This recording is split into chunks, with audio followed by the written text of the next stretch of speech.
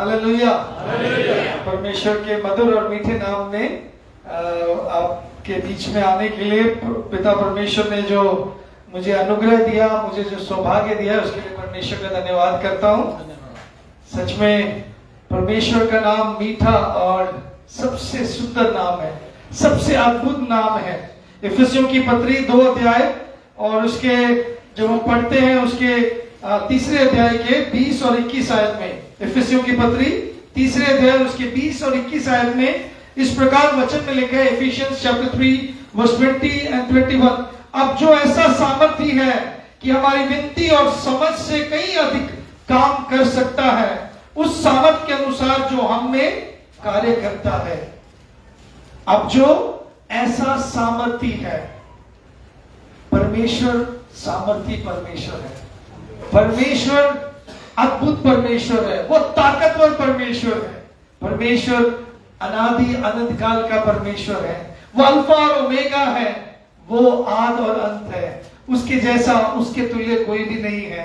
आज रात्रि में इस परमेश्वर की गवाही आपने कईयों में से आपने उस गवाही को सुनाया, आपने अपने जीवन के उस कार्य को बताया कि वो अद्भुत, वो सामर्थी परमेश्वर है, और आपने प्रार्थनाओं को उत्तर के बारे में बताया, और उसमें हम देखते वहां पे हमारी विनती और समझ से कहीं अधिक कर सकता है, उस सामर्थ के अनुसार जो हम में कार्य करता है।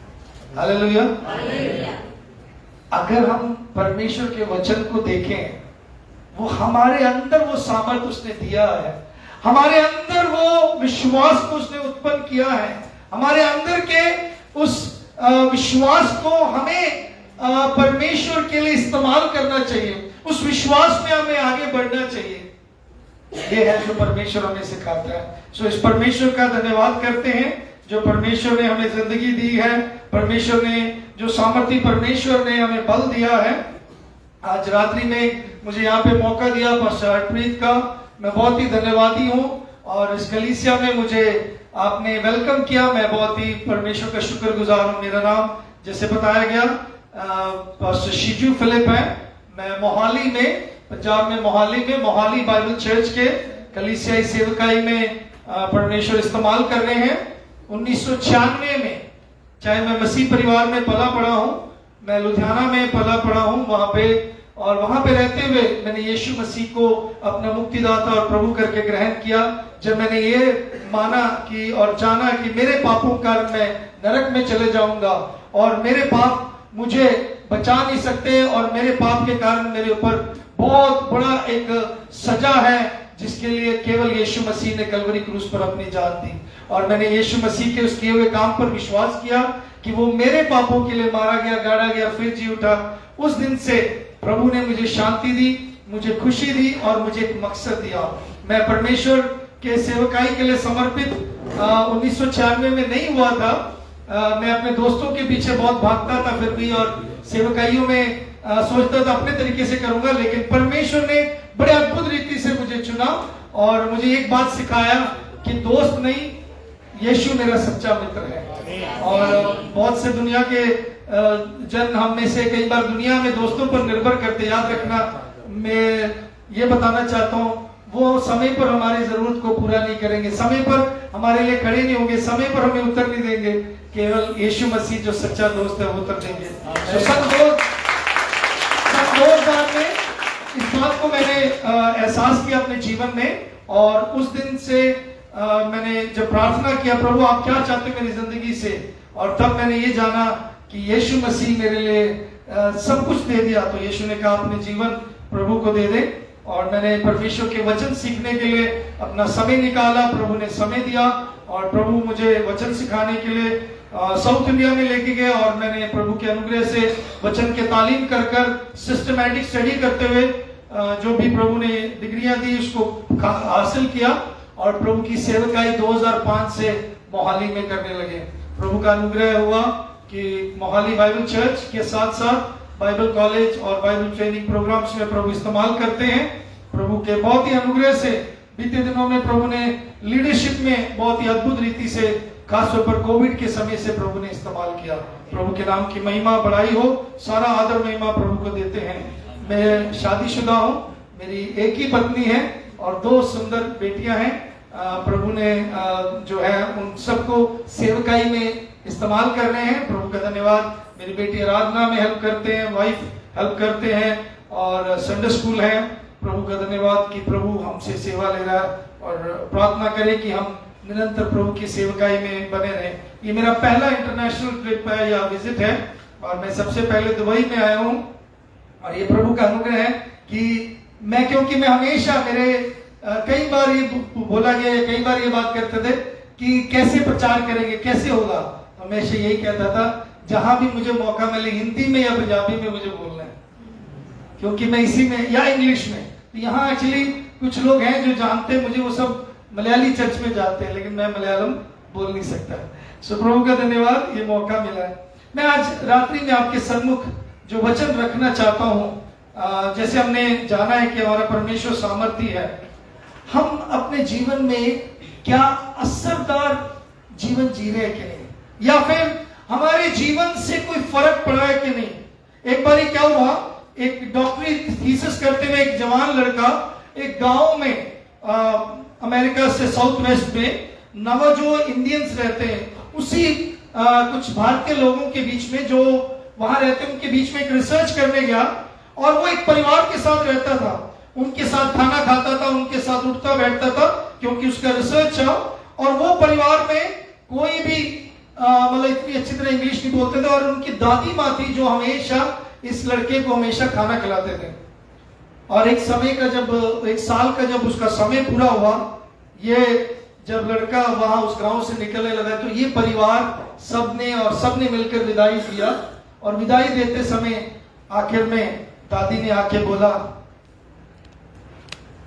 Oh my son, I am very best when I with you, I like my self when I with you. मैं अपने आप को बहुत पसंद करती हूं जब मैं तेरे साथ हूं, ऐसे उसने बोला। और I like me best when I am with you, मुझे जब तेरे साथ रहती हूं मैं, तब मुझे अपने आप को और पसंद आता है। दादी ने उस टूटी फूटी इंग्लिश को जैसे भी प्रस्तुत किया जैसे मैंने बोला, लेकिन उसका अर्थ ये है, वो दादी कहनी चाहती है या वो माता जी ये कहना चाहते हैं कि तेरे नाल जिहड़ा समा मेरा गुजरिया, जो भी मैनू मौका मिला है, ये मेरी जिंदगी च बहुत फर्क पाया। आज असी कितने भी रहने हैं, साडी जिंदगी दे नाल कोई फर्क पै रहा? How we are making effect on the society, हम अपने समाज के ऊपर कितना असर कर रहे हैं या कितना फर्क है हमारे जिंदगी के वजह से। मेरे प्रियो, मैं आज आपको रात्रि में एक असरदार जिंदगी कैसे जीना, हाउ टू लिव इफेक्टिव, और वो भी मसीह में कैसे जीना, उसके बारे में बताता हूं। मेरे साथ निकाले इब्रानियों की पत्री 11वें अध्याय और उसके 23 से लेकर 39 आयत तक। हिब्रूज चैप्टर 11, इब्रानियों की पत्री 11 अध्याय उसके 23 से लेकर 39 आयतों तक। विश्वास ही से मूसा के माता पिता ने उसको उत्पन्न होने के बाद 3 महीने तक छिपा रखा, क्योंकि उन्होंने देखा कि बालक सुंदर है और वह राजा की आज्ञा से ना डरे।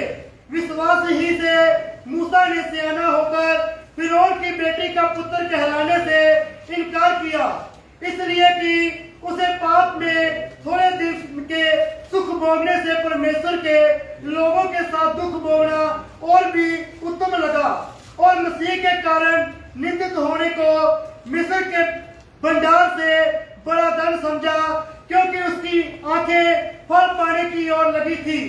विश्वास ही से राजा के क्रोध से न डरकर उसने मिस्र को छोड़ दिया, क्योंकि वह अनदेखे को मानो देखता हुआ दूर रहा। विश्वास ही से उसने फंसा और लहू छिड़कने की विधि मानी कि पहलौठे का नाश करने वाले इस्राएलियों पर हाथ न डाले। विश्वास ही से वह लाल समुद्र के पार ऐसे उतर गए जैसे सूखी भूमि पर से, और जब मिस्रियों ने वैसा ही करना चाहा तो सब डूब मरे। विश्वास ही से यरीहो की शहरपनाह।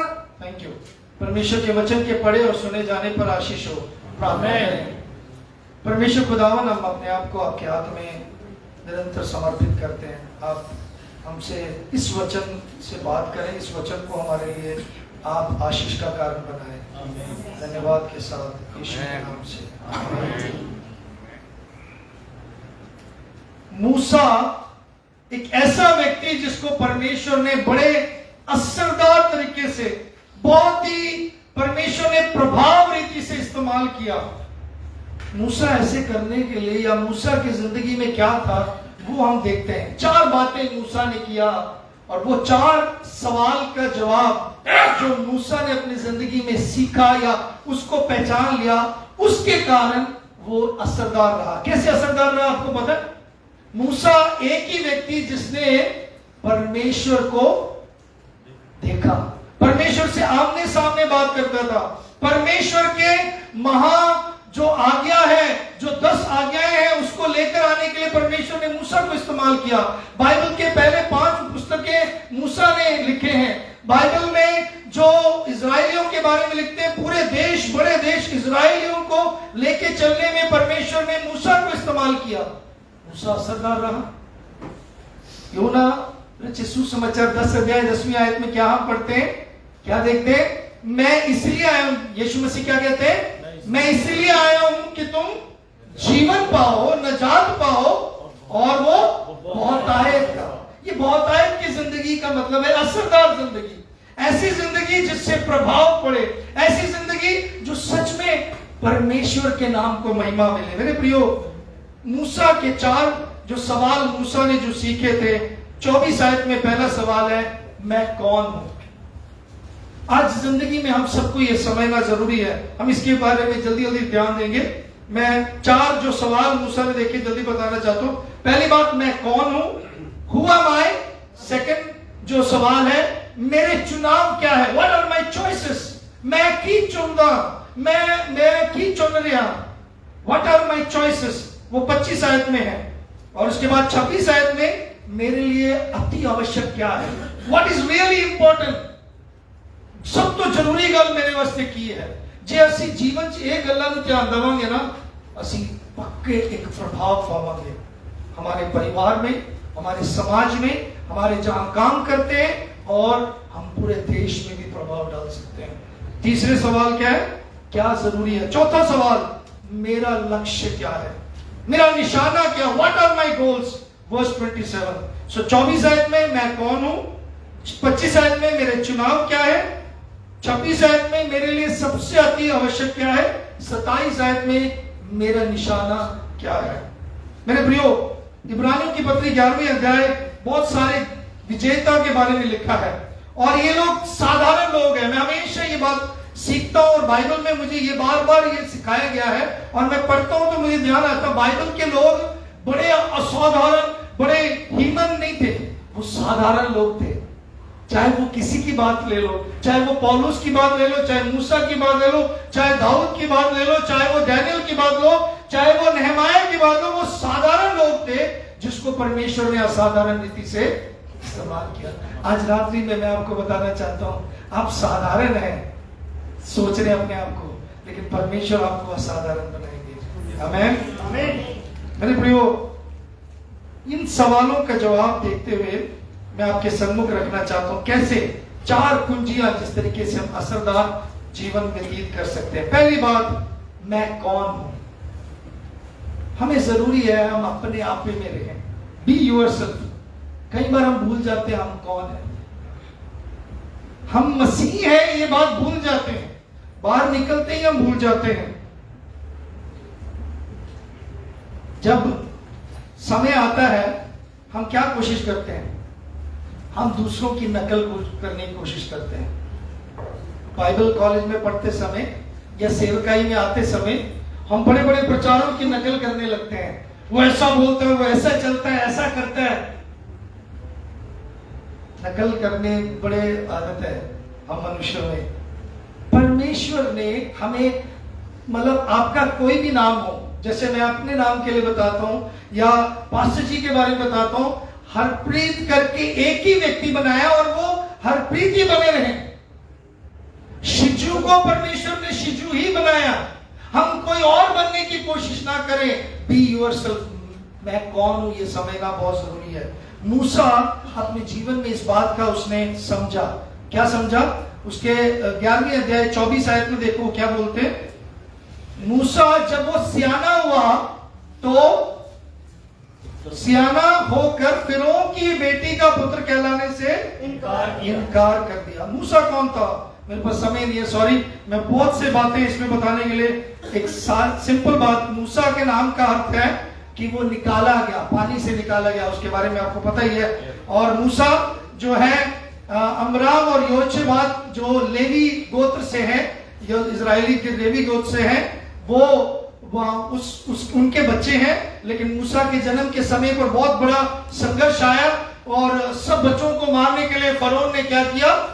आज्ञा दे दिया। और उसी समय मूसा के क्या किया? मूसा की मां ने उसको एक छोटे से टोकरी बनाकर पानी में डाल दिया, छोड़ दिया। और वो फरौन की बेटी जब वहां पे स्नान करने गए थे तो उस समय उसको देखकर मूसा को उठा लिया।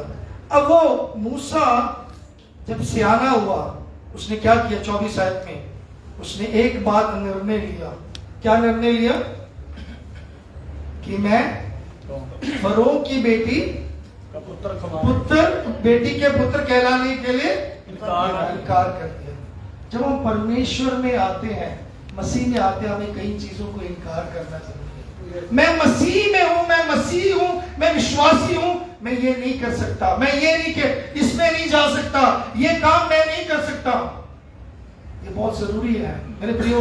आप में से कितने मसीह में हैं? How long you have been Christian, और कितनी देर से आप मसीह में हैं, कितनी देर की ਤੁਹਾਡੀ जिंदगी मैंने नहीं पता। लेकिन मैं ਤੁਹਾਨੂੰ ਦੱਸਣਾ ਚਾਹਨਾ, इनकार तो बिना असी प्रभु दे आगे, प्रभु दे पीछे नहीं चल सकते। क्योंकि यीशु मसीह ने क्या? जो कोई मेरे पीछे आना चाहे क्या करे? अपने आप का इनकार करे। Deny yourself. मेरे प्रियो याद रखो, मूसा अपने आप को यहूदी जो था उस बात के लिए वो माना। मूसा वाकई में कौन है? यहूदी है। लेकिन वहां पे फरौन के महल में फरौन की बेटी का मतलब वहां का अगला राजकुमार है, अब सब कुछ उसके हाथ में है। लेकिन उसने इनकार किया। वो कौन है उस बात पे वो टिका रहा। बी योरसेल्फ, अपने आप में रहे। सियाना होकर मूसा ने इनकार किया। मेरे प्रियो, उसने मिस्री नहीं बना, वो एक झूठ में रहना पसंद नहीं किया। कई लोग हम लोग क्या करते? बनावटी जिंदगी जीते हैं। हम भारतीय हैं लेकिन हम अंग्रेजों जैसे बात करने की कोशिश करते हैं। कई बार हम दूसरों की तरह सोचते हैं, अपने आप को नकल करने की कोशिश करते हैं। और दूसरी बात, इसी बात में अगर हम अपने आप में रहना, ना सिर्फ इनकार करना, 25 आयत में क्या देखते हैं? क्या किया? इसलिए कि उसने पाप में थोड़े दिन के सुख भोगने से परमेश्वर के लोगों के साथ दुख भोगना और भी उत्तम लगा। अब दूसरी बात आते हैं, मेरा चुनाव क्या है? पहला, मैं अपने आपे में रहूं, मैं किसी की नकल ना करूं, मेरा जो स्वभाव है मैं मसीह यीशु से पाऊं, मसीह यीशु की तरफ देखूं, उसके जैसे बनूं और केवल उसी में बना रहूं। आमीन। मेरे प्रियो, कई बार हम क्या करते हैं? हम अपने जैसे नहीं बनते हुए किसी और की नकल करते तो हमारे अंदर बीमारियां शुरू हो जाती हैं। बीमारी, मैं सॉरी वो दूसरे शब्द में बोलना चाहता हूँ, अल्सर शुरू होता है, धीरे धीरे आता है, वो अंदर से होता है। अल्सर वाकई में अल्सर नहीं है, लेकिन ऐसे चीज होता है, मुझे उसके जैसे बनना है, उसने जैसे कपड़े पहने, उसने जैसे गाड़ी ली, उसने जैसे घर बनाया। हम सारी जिंदगी में ऐसे करते करते अपनी जिंदगी खराब कर देते हैं। लेकिन मूसा जब सियाना हुआ उसने इनकार किया। अपने आप में रहा, वो यहूदी था, वो गुलाम वहां पे था, उस बात को उसने माना। कई बार मुश्किल लगता है, दुख लगता है हमें, लेकिन हमें मानना जरूरी है। दूसरी बात, अब क्या करना है? अपने चुनाव क्या है? सेकंड थिंग, लाइफ के जरूरी है अपना चुनाव क्या है। उसका मतलब जिम्मेदार रहो। क्या है? Be responsible. आपने जो चुनाव किया उसके लिए आप ही जिम्मेदार हो। आप में से कईयों ने कितनी पढ़ाई की, आपने चुना है। मैं जितना पढ़ सका मैंने चुना है। जब मेरे माता पिता ने मुझे मौका दिया, कई बार मैंने समय खराब कर दिया। जब मुझे मौका मिला मैंने पढ़ाई किया नहीं, फिर हम फालतू में उसको इल्जाम लगाए, अरे पढ़ाई बहुत मुश्किल था, मुझे मैथ्स आता ही नहीं था, पता नहीं इतने मुश्किल पेपर आए, मेरे को ध्यान ही नहीं आया। हम फालतू में या हम किसी के ऊपर इल्जाम लगाते हैं। यहाँ बाइबल बताती है accept responsibility for your own life. अपने जिंदगी का आप जिम्मेदार हो। आपने कल क्या बनना है, कल कहां पहुंचेंगे, आज आपका निर्णय है। आज आप प्रभु में कितने पक्के हैं, प्रभु में क्या बीज बो रहे हो, प्रभु में कैसे जिंदगी व्यतीत कर रहे हो, कितने ईमानदार हो, कितने आप प्रभु में पक्के चल रहे हो, ये कल का आपका डेस्टिनेशन निर्णय करेगा। बाइबल बताती जो तुम बोते हो वही तुम्हारा निर्णय क्या है। मेरे प्रियो, कभी भी किसी को ब्लेम ना करें, अपनी गलती माने। याद रखें जो आज मैंने किया है वो मेरी जिम्मेदारी है। मूसा ने क्या किया, 25 आयत में मूसा ने चुना। बाइबल कोई ऐसा किताब नहीं है जिसमें हमेशा नकारात्मक लिखे, ये मत करो, ये मत करो, ऐसा नहीं है। बाइबल हमेशा वायदों से भरे हैं, बाइबल हमेशा सकारात्मक है। लेकिन बाइबल में एक बात है, अगर आप प्रभु के लिए हाँ कर रहे हो तो संसार के लिए असरदार जिंदगी जीने के लिए, असरदार मसीह बनने के लिए मेरे प्रियो आप याद रखें, अपने चुनाव सही रखें। आपने क्या चुना है ये आपकी जिंदगी पे अब निर्भर है, कल उसका परिणाम निकलेगा, उसका रिजल्ट जो कल आएगा वो आपने आज चुना है। It all depends how you are moving, what you are taking. मेरे प्रियो, परमेश्वर ने मूसा को एक बालक के रूप में, एक छोटे बच्चे के रूप में चुना था। हम सबको जब हम अपने माँ के कोख में हम इसे चुना, और बाइबल बताती जब वो सियाना हुआ उसने चुनाव किया। हम में से कई लोग सियाने होकर भी चुनाव गलत करते हैं। क्या करते हैं?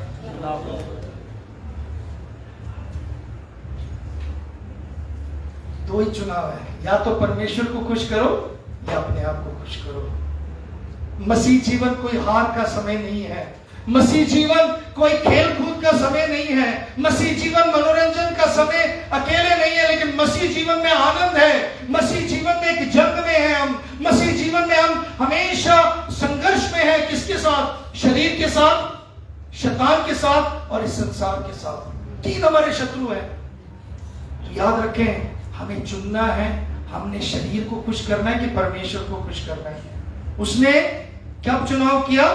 जब वो अपने आपे में, मतलब अपने सियानेपन में किया। मेरे प्रियो, कई बार हम बोलते मेरे माँ बाप ने ऐसा किया, मेरे बहन ने ऐसा किया, मेरे भाई की वजह से मेरे लिए ऐसा हुआ। कभी भी याद रखें इस बात को, किसी के ऊपर इल्जाम न लगाए, अपने आप में जिम्मेदार रहें, अपने चुनाव के लिए अपने आप में जिम्मेदार रहें। कई बार कई लोग क्या करते हैं, मसीही लोग शैतान के ऊपर इल्जाम लगाते हैं।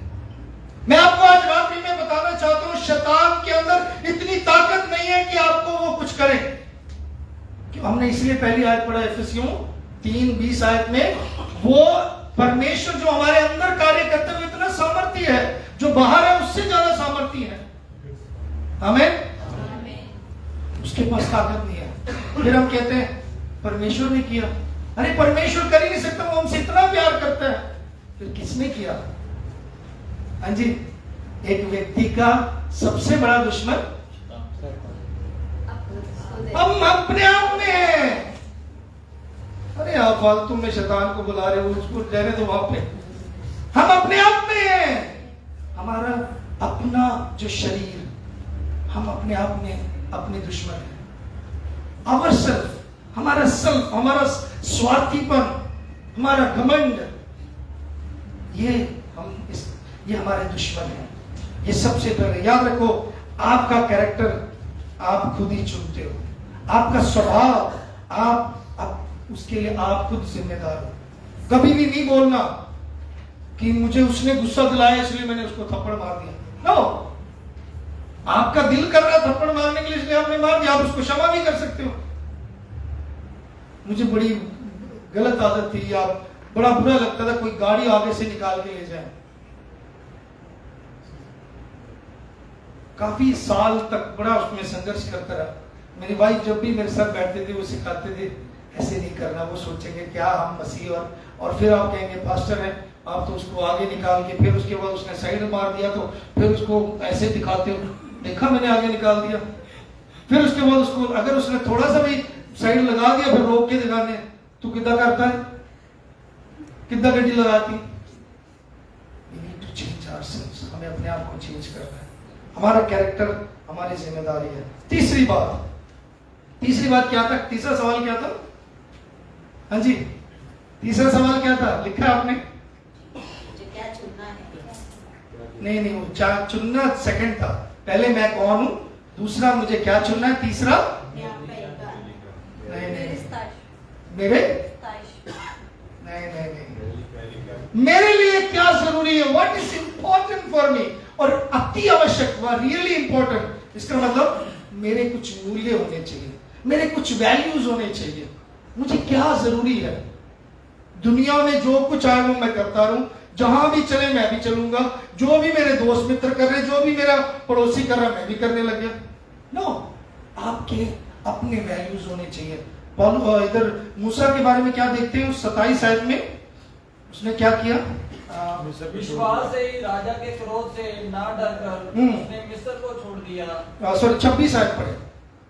उसने मसीह के कारण निंदित होने को मिस्र के भंडार से बड़ा धन समझा, क्योंकि उसकी आंखें फल पाने की ओर लगी थी। आमीन। मिस्र के भंडार से उसने क्या किया? बड़ा धन किसको समझा? मसीह के कारण निंदित होने के लिए, निंदा उठाने के लिए, पीड़ा उठाने के लिए, सताव में आने के लिए, दुख उठाने के लिए, दर्द में उसको सबसे उत्तम लगा। आज मेरी और आपकी जिंदगी में क्या है? दुख ना आए, बस उसी जीवन, बस गुलाब का बेड है, मैं सो तो बस ऐसे गए। प्रभु आराम देता है, प्रभु शांति देता है, ऐसा नहीं है। लेकिन मेरे प्रियो, आपका वैल्यू देखो। आप इस संसार के जो धन दौलत और ऐशो आराम में अगर आप लगे रहेंगे, मैं यहाँ पे सॉरी ऐसा नहीं कह रहा मेहनत ना करें, अपने परिवार का देखभाल ना करें, ये नहीं मैं कह रहा हूँ, लेकिन कहने का मतलब कई लोगों के लिए धन, कई लोगों के लिए संपत्ति, कई लोगों के लिए शोहरत उनका प्रभु बन जाता है, उनका खुदा बन जाता है, वो उसी के पीछे लगे रहते हैं। आज इतना बना, आज कल दूसरा बनाएंगे, उसके बाद और बनाएंगे, बस मेरे लिए। मेरे प्रियो, यहाँ पे मूसा ने क्या देखा? वैल्यू सिस्टम क्या था? उसके जीवन के मूल्य क्या था कि मैं मिस्र के भंडार से बड़ा धन किसको समझा? प्रभु के लिए निंदा उठाना। क्योंकि क्या कारण था? क्योंकि उसकी आंखें फल पाने की ओर। फल कहां से मिलता है? मूसा को फल किससे नहीं देना था? परमेश्वर ने देना था। परमेश्वर से इनाम पाओ, दुनिया में इनाम ना पाओ। दुनिया के मशहूरी, दुनिया की शोहरत, दुनिया के जो बातें हैं वो दुनिया तक ही सीमित रहेंगे। मुझे बार बार इस बात को हमेशा अपने आप को मैं याद कराता हूँ। कई बार कई जगह पर लोग नाम नहीं लेते या तारीफ नहीं करते, बड़े हमारे बारे में अगर कुछ ना बोले, मैं बाद में आके बोलता हूँ नो दैट्स गुड, मुझे बड़ा धन या बड़ा फल प्रभु देगा। आमीन। मेरे प्रियो, हमारे जीवन में जरूरी है हम किस में ज्यादा समय बिताते हैं। आप किस में समय ज्यादा बिताते हैं वो आपका मूल्य है। आप किसके लिए ज्यादा समय बिताते हो, किसकी जिंदगी में निवेश कर रहे हो, कौन सा काम ज्यादा करते हो? प्रार्थना, बाइबल पढ़ना, किसमें आप समय बिताते हो? मेरे प्रियो, याद रखें, आपको जो आवश्यक है वही करना, अति आवश्यक है। कई बार हम सब कुछ ही करने लग जाते हैं, ये भी करो, वो भी करो, ऐसा भी करो, वैसे भी करो, सारी जिंदगी के बातों को लेकर, मतलब दुनिया का सारा बोझ ले लेंगे। मुझे पार्टी भी जाना है, मुझे उसको भी खुश करना है, इसको भी प्रतीति देना है। कैसे होगा ये सब कुछ? एक मनुष्य का एक ही लक्ष्य, एक ही उसके वैल्यू सिद्धांत होने चाहिए। आपके कुछ वैल्यू मूल्य होने ही चाहिए। हमारे कुछ अपने वैल्यूज होते हैं ना, किसी के बारे में वैल्यू जानना है। मैं पास्टर जी को जैसे एंटर हुआ, मैं इनके मूल्य को समझ चुका हूं। सियानापन मिलता है जब प्रभु के सेवकाई में रहते हो। मेरे प्रियो, उसने 3 बातें इनकार किया। क्या क्या? सुख, धन और बड़े ताकत को, शोहरत को। ही रिफ्यूज, मतलब उसके मूल्य धन सुख में नहीं है, प्लेजर में नहीं है। लोग कहते हैं मुझे फन करना है, मुझे बहुत मजा करना है, उसमें नहीं। दूसरा धन, मुझे बहुत सारा धन इकट्ठा करना है। तीसरा बड़ा होना है, मुझे मशहूर होना है, मुझे शोहरत पाना है। इन तीनों चीजों को मूसा ने क्या किया? इनकार किया। उसका वैल्यू उसने सेट किया। आज रात्रि में आपके वैल्यूज क्या है? भजनकार 94 भजन में उसके 10वीं आयत में बोलता है, मैं परमेश्वर तेरे डेवड़ी पर, मैं तेरे घर के डेवड़ी पर निवास करना पसंद करता हूं, ना कि दुष्ट के डेरे से। I would be like to be more as a doorkeeper in the house of my God than to dwell in the tent of your wickedness. जो दुष्ट के जो तंबू है उससे ज्यादा मैं पसंद करता हूँ। दुष्ट के डेरे में मुझे समय बिताना नहीं पसंद। मेरे प्रियो, आपको ये निर्णय लेना आपके लिए अति आवश्यक क्या है। बहुत सारे लोग बहुत कुछ करते हैं और दो चित्त होते हैं। याकूब की पत्री में लिखा है, दो चित्त व्यक्ति कभी भी सफल नहीं हो सकते। चौथी बात और मुख्य बात, मैं उस पर आना चाहता हूँ। काफी कुछ है ये जो वैल्यूज के बारे में। आपका निशाना क्या है? आपके लक्ष्य क्या है? आपका निशाना क्या, गोल क्या है? मतलब हमारे पास एक दर्शन होना चाहिए, एक लक्ष्य होना चाहिए। कई लोग वैसे ही चल रहे हैं जिंदगी में, चलो मिल गया वीजा, चलो दुबई चले, काम करें, चलो इसके बाद ट्राई करें, वहां भी चलते हैं, इसके बाद वहां भी चले, कोई भी नौकरी मिले। मेक अ डिटर्मिनेशन, एक विजन बनाइए। मूसा का क्या दर्शन था? वहां पे 27 आयत में देखो, वहां पे क्या लिखे? विश्वास ही से राजा के क्रोध से ना डरकर उसने मिस्र को छोड़ दिया, क्योंकि वह अनदेखे को मानो देखता हुआ दृढ़ रहा। उसका दर्शन था। हमारे जीवन में हमने क्या दर्शन रखा अपने जीवन में? कि अभी गीत गाते समय गीत के लीडर ने बोला, कितने लोग जाना चाहते हैं? सारे कहते हैं हम जाना है, सारे तैयार भी हैं। मेरे प्रियो, मूसा निरंतर अपने दर्शन में, he was continually very much fixed, focused on his vision. वो अपने निशाने, लक्ष्य पर वो निरंतर वो टिका हुआ था। वो कभी नहीं पटके इधर, इस करके उन्होंने कंप्लीट किया था। He was persistent. वो कभी भी नहीं भूलिया। याद रखियो, नीति वचन च लिखा, कहोता दे पुस्तक च लिखा 29 अध्याय 18 आयत से, जिथे दर्शन नहीं उथे लोकी नाश हो जाते हैं। दर्शन होना जरूरी है। मेरे अजीजों, थोड़ी जिंदगी कितना दा है? आज असी अपनी जिंदगी च अपने वल देखिए कि सारी जिंदगी में कोई असर है कि नहीं। बहुत कुछ है बोलन दा, लेकिन मैं समय देकर जी करके मैं इसे समाप्त करना चाहना।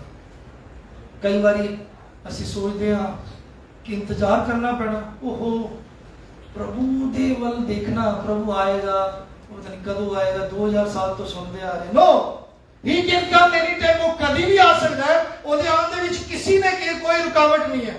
कई लोग बोलते हैं अभी तक पूरे संसार ਦੇ ਵਿੱਚ सुसमाचार नहीं पहुंचे, इस करके नहीं आ रहे। नहीं हो सकता है, मतलब it is one of the reason, like वो चाहते हैं सारे कोई नाश ना हो, चाहते सारे बच जान, जरूरी है, लेकिन एक कारण नहीं है, ਉਹਦੇ कोई कमी नहीं है, वो तैयार ही है सब कुछ।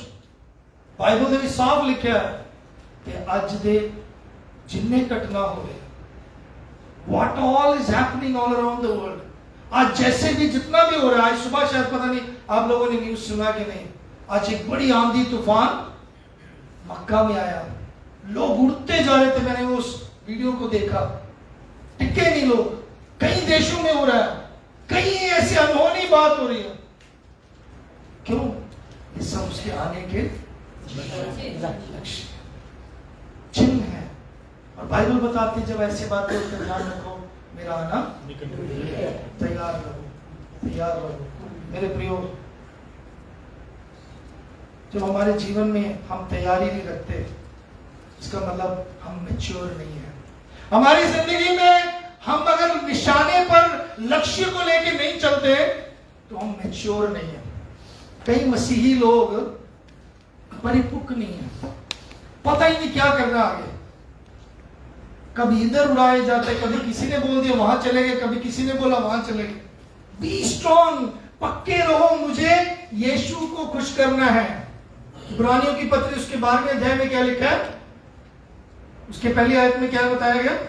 इस कारण जबकि गवाहों का ऐसा बड़ा बादल हमको घेरे हुए है, तो आओ हर एक रोकने वाली वस्तु और उलझाने वाले पाप को दूर करके वह दौड़ दौड़ें जिसमें हमें दौड़ना है, और धीरज से दौड़ें। क्या करना है? धीरज से। कैसे दौड़ना है? धीरज से। उससे पहले क्या लिखा है? रोकने वाली और जाने वाली वस्तु। और उसके बाद पाप को दूर करके, उसके बाद अगली आयत, सॉरी, और वह दौड़ जिसमें हमें दौड़ना है, धीरज से दौड़े। दूसरी आयत में, और विश्वास के कर्ता और सिद्ध करने वाले यीशु की ओर ताकते रहें, जिसने उस आनंद के लिए जो उसके आगे धरा था लज्जा की कुछ चिंता न करके क्रूस का दुख सहा और परमेश्वर के सिंहासन की दाहिनी ओर जा बैठा। किसको देखना है? ताकत दे रही है यीशु ने ताकत दे रही है। इंसान वाल नहीं, पास्टर वाल नहीं, कलीसिया वाल नहीं, मित्र वाल नहीं, रिश्तेदार वाल नहीं, केवल यीशु वाल ताकत दे रही है। Only looking at to Jesus the author and finisher of our faith. यीशु की ओर ताकते नहीं, यीशु की ओर अपने आंखें दृष्टि लगाए। मेरे प्रियो, हमारा निशाना, हमारा लक्ष्य यीशु मसीह होना चाहिए। मसीह जीवन का लक्ष्य, मुझे मसीह जैसा बनना है। मसीह जैसा मैं होऊंगा जब मैं उससे मिलूंगा। मेरे प्रियो, मसीह जैसा क्या हमारी जिंदगी है? हम कई बार जब हमारी प्रार्थना का उत्तर नहीं मिलता, चंगाई नहीं होती, कई बार देरी हो जाती, ये काम नहीं बनता, हम आस छोड़ जाते हैं। अरे पता नहीं कैसे, फिर हम इधर उधर भटकते हैं, दूसरे रास्ते अपनाते हैं। कई परिवारों के बारे में जहां हम लोग सेवकाई में, हमें पता है कुछ लोग जल्दी वो ठीक नहीं हुए तो वो क्या करते हैं? बाबे जादू टोना इनके तरफ चले जाते हैं, वहां से असर मिल जाता है। मूर्ख और इमेच्योर क्रिश्चियन फिर पास्टर जी को छुपाने की कोशिश करते हैं। ऐसा ना करें। याद रखें, परमेश्वर हमें बताते हैं कि हमें निराशा में भी कभी भी प्रार्थना करना नहीं छोड़ना, हमें अपने जोश को नहीं छोड़ना, हमें निराश नहीं होना, जुनून क्यों नहीं खोना। यीशु मसीह ने जैसे मूसा ने किया वैसे किया, वो आगे निशाने की ओर दिखता था। यीशु मसीह ने क्यों दुख उठाया? यही इब्रानियों 12:2 में हमने क्या पढ़ा? यीशु मसीह ने उस दुख को सहा क्योंकि वो आगे उस इनाम को देखता था। फिलिपियों की पत्री में लिखा है, यीशु मसीह इसलिए हमारे लिए मृत्यु, हाँ क्रूस की मृत्यु भी सह लिया, तभी उसको सब नामों से ऊंचा नाम दिया, जिस नाम के सामने हर एक घुटना झुकता, हर जुबान अंगीकार करता है। हमारा जीवन कैसा है? आज समाप्ति करते हुए आपके सामने 4 सवाल मैं दोबारा करना चाहता हूँ। आपको अपने जीवन में क्या जरूरी है? क्या चाहिए इन चारों में से? क्या आप अपने आप में है कि नहीं? या आप किसी की नकल कर रहे हैं या किसी के लिए कुछ कर रहे हैं? कई लोग बोलते हैं बस मैं उस लड़की के लिए जी रहा हूं।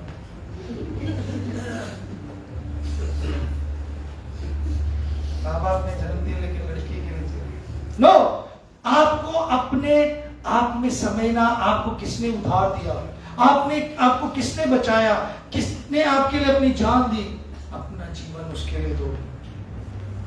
कभी भी किसी और की तरह रहन सहन करते हुए, किसी और की तरह ड्राइविंग करते हुए नहीं, अपनी जिंदगी को नकलीपन में मत जियो, अपने आप में जियो। दूसरी बात, जिम्मेदार रहो। क्या आप जिम्मेदार हो अपनी जिंदगी में, अपने निर्णय के लिए?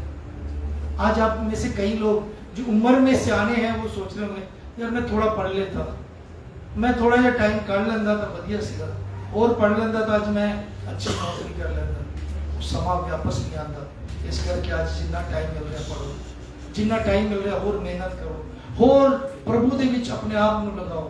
Be committed, be more sincere what you taken decision. तीसरी बात, अपने मूल्य, हैव वैल्यूज। एक मूल्य रखो अपनी जिंदगी में। क्या ਤੁਹਾਡੇ मूल्य की है? आपके मूल्य क्या है? आप अपने आप से सवाल करें, प्लीज मेरी तरफ ना देखें, अपने आप में ध्यान दें।